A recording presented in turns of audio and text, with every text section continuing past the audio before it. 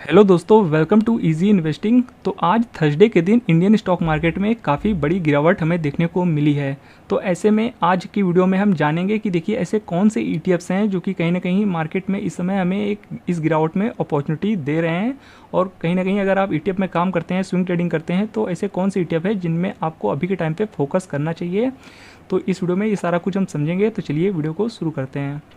तो देखिए निफ्टी 50 में आज तकरीबन 1.5% से ज़्यादा की गिरावट दर्ज हुई है और देख सकते हैं 345 पॉइंट्स आज के दिन निफ्टी में गिरावट दर्ज हुई है, जो कि सिंगल डे में देखा जाए तो एक बड़ी बात है, क्योंकि इतनी गिरावट हमें जनरली नहीं देखने को मिलती है निफ्टी 50 में, पर आज के दिन हमें देखने को मिली है।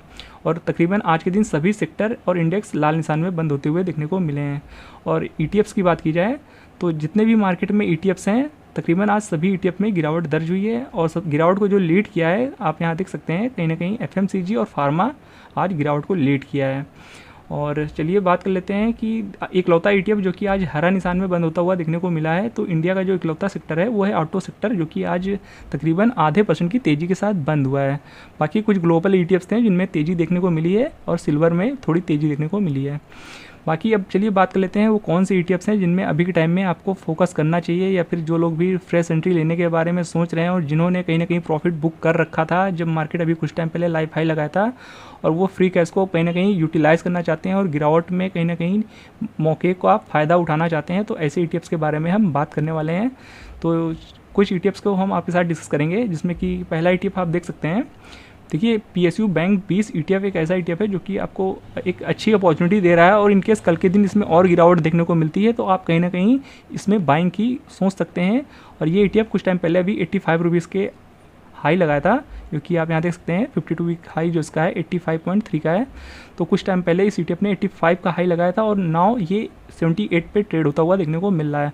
और कल के दिन गिरावट होती है तो आप इसमें कहीं ना कहीं अगर आप पहला लॉट लगाना चाहते हैं या फ्रेश एंट्री लेना चाहते हैं तो आप इस ईटीएफ को कंसिडर करके चल सकते हैं। और अगले ईटीएफ की बात की जाए तो देखिए ये है भारत 22 का ईटीएफ। तो देखिए इस ईटीएफ में भी कहीं ना कहीं हमें अपॉर्चुनिटी बनती हुई देखने को मिल रही है, और ये 100 रुपये के आसपास आता है तो एक अच्छी बाइंग हो सकती है। और फिलहाल अगर आप नया निवेश करना चाहते हैं तो इस ईटीएफ पे नज़र बना के जरूर रखिएगा, और 100 रुपये के आसपास मिले तो इसमें आप बाइंग करने के बारे में सोच सकते हैं और पहला लॉट लगा सकते हैं। और इस ईटीएफ का जो कुछ टाइम पहले अभी 52 एक हाई देखने को मिला था, तकरीबन 110 के आसपास का देखने को मिला था। और अगला ईटीएफ की बात की जाए तो देखिए अगला ईटीएफ है सीपीएसई ईटीएफ। तो इस ईटीएफ में भी आप कहीं ना कहीं बाइंग के बारे में सोच सकते हैं। ये भी काफ़ी शानदार ईटीएफ है, और ये जो तीनों ही ईटीएफ हमने अभी डिस्कस किया है जस्ट, ये तीनों ही ईटीएफ कहीं ना कहीं बहुत ही शानदार हैं और लास्ट एक साल में देखेंगे तो बहुत ही शानदार रिटर्न निकाल के दिए हैं अपने निवेशकों को। तो ये ऐसे ईटीएफ हैं जिसमें स्विंग ट्रेडिंग और लॉन्ग टर्म के लिए दोनों ही पर्पज़ के लिए ईटीएफ बेस्ट हैं।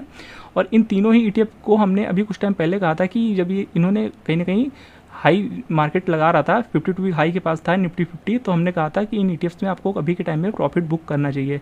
तो जिन लोगों ने इन ईटीएफ्स में, जो कि अभी हमने 3 ईटीएफ को बात की है, तो इन 3 ईटीएफ में जिन्होंने भी कहीं ना कहीं प्रॉफिट बुकिंग की होगी तो उनके पास आज की डेट में फ्री कैश जरूर होगा, और वो इस गिरावट में कहीं ना कहीं उस फ्री कैश को यूटिलाइज़ कर सकते हैं और गिरावट का फ़ायदा उठा सकते हैं। तो इस ईटीएफ को भी आप कंसिडर करके चल सकते हैं। तो चलिए बात कर लेते हैं चौथे ईटीएफ के बारे में।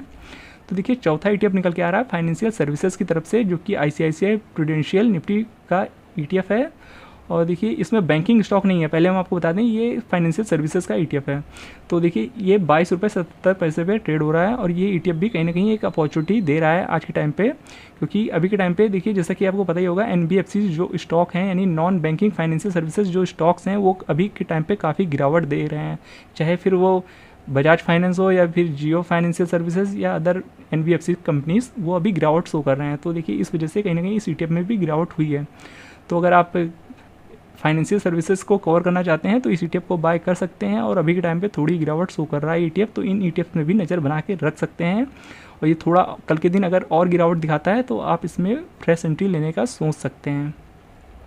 बाकी अगले ईटीएफ के बारे में बात की जाए तो अगला ईटीएफ है IT20। देखिए IT20 में तो लगातार गिरावट देखने को मिल ही रही है, और इस ईटीएफ के बारे में हमने हाल ही में वीडियो भी बनाया था।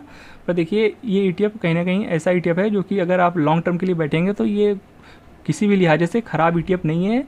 लॉन्ग टर्म में ये अच्छा रिटर्न बनाने की क्षमता रखता है, पर देखिए अभी के टाइम पे ये परफॉर्म नहीं कर रहा है, क्योंकि पूरा आईटी सेक्टर ही अभी के टाइम पे डाउन है। पर अगर आपका नज़रिया थोड़ा सा लंबा है तो इस ईटीएफ को कंसिडर करके चल सकते हैं। ये ईटीएफ बहुत ही शानदार है, लॉन्ग टर्म में बहुतों का पैसा बनाया है। और चलिए अब बात कर लेते हैं अगले ETF के बारे में। देखिए अगर आप स्मॉल कैप में निवेश करना चाहते हैं तो इस ETF को कंसिडर करके चल सकते हैं।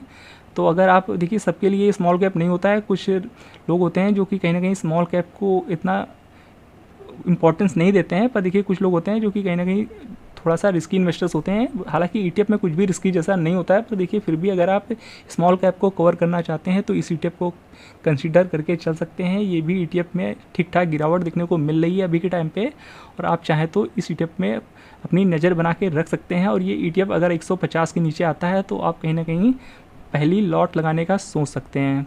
तो ये वो कुछ ETFs थे जिनके बारे में आपको कहीं ना कहीं अपने वॉच लिस्ट में ऐड कर लेना चाहिए और इन ETFs में नज़र बना के रखना चाहिए। और आने वाले 1-2 ट्रेडिंग सेशन में और भी गिरावट देखने को मिलती है तो आप कहीं ना कहीं इसमें बाइंग करने के बारे में सोच सकते हैं। और देखिए इंडियन स्टॉक मार्केट में फिलहाल अभी गिरावट देखने को मिल रही है और बीते 4-5 ट्रेडिंग सेशन से लगातार निफ्टी 50 लाल निशान में बंद होते हुए देखने को मिल रहा है। और ऐसे में गिरावट कितने दिन चलेगी कह पाना मुश्किल है।